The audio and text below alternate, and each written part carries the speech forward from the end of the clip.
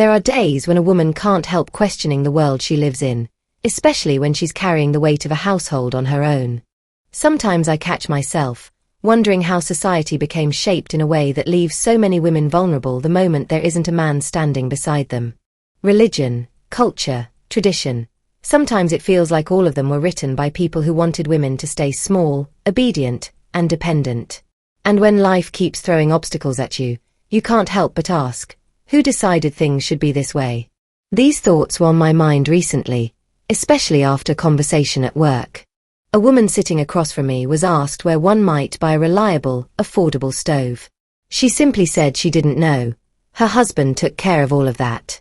He often traveled abroad, she said, and that's how they bought many things for their home. Then she drifted into a story about a stove she once owned from a well-known manufacturer. It kept burning rice no matter how carefully she cooked. She assumed the stove must have been defective and asked around for someone to fix it. A man came by, declared that the original burners and grates were faulty, removed them, and replaced them with handmade aluminum ones. She later found out the original parts, crafted with expensive materials, was simply taken by him. Not long after, the stove began belching out thick smoke whenever she used it. She had no choice but to stop using it altogether and buy a new one. Listening to her, I felt a familiar ache. A reminder of how easily women are targeted in their own homes, simply because many tradesmen assume we won't question them or have any knowledge of their craft. Then Hurricane Melissa hit, and everything spiraled in a way that made me relive that same lesson firsthand.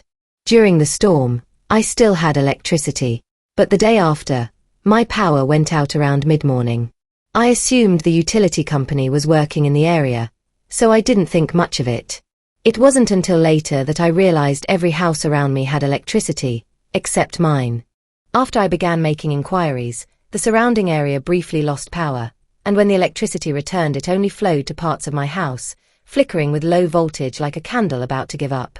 One of my neighbors suggested that there might be water in the electrical lines and advised me to give it some time, wait and see if everything dried out. Some days later after reaching home, I saw people on the neighboring roof. Later, I heard heavy footsteps on my roof, followed by voices. One of them said, "Seems the problem starts here." I looked, but couldn't see anyone in the dark. Hours later, someone began knocking loudly at my gate. A man I didn't know stood there, insisting aggressively that he had fixed my electrical issues. I asked, "What electrical issues?" He barked back, "Me fix ya light." Immediately I knew, it was a shakedown. He wanted money for a job I had never asked him to do, for a problem he hadn't fixed. Of course, I did check my electricity after we had been going back and forth arguing for some time, and it was in the same condition. While I tried to state that I had no electrical problems to be fixed by him, his friend yelled out that I had no light at all, implying I didn't even know what was happening in my own home. Suddenly, a small crowd had gathered, accusing me, contradicting me, escalating the situation. Eventually someone revealed. They had been reconnecting someone else's electricity, and in the process, they had tapped into my power source, dragging down my voltage. Once again, because my house had become the easiest target. And this wasn't the first time. Another neighbor had tried this before, running illegal lines that drained power from my home, then offering to fix the problem for money, as though I couldn't tell what was happening. Now, I'm waiting for the official electric company to come and sort everything out. The situation is becoming dangerous. I can smell wires heating up, maybe even burning. Hiring a private electrician isn't an option right now. After the hurricane, I was already robbed of the little money I had left. And truth be told, hiring someone from the area feels risky. Too many people see a woman alone and immediately calculate how much they can take. And that's the point of it all. Being a woman, running a household alone, often feels like walking through a world full of traps. You want to trust people, but you learn, again and again, that some will take advantage the moment they think you can't defend yourself.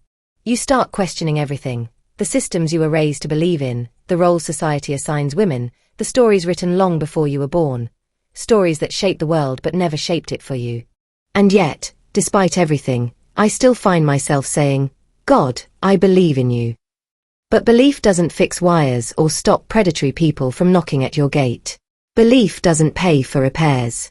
Belief doesn't shield you from exploitation. What I need, what every woman in my position needs, is not blind hope, but real, tangible protection. A world where honesty isn't a rare luxury, and where a woman alone in her home is not treated like prey.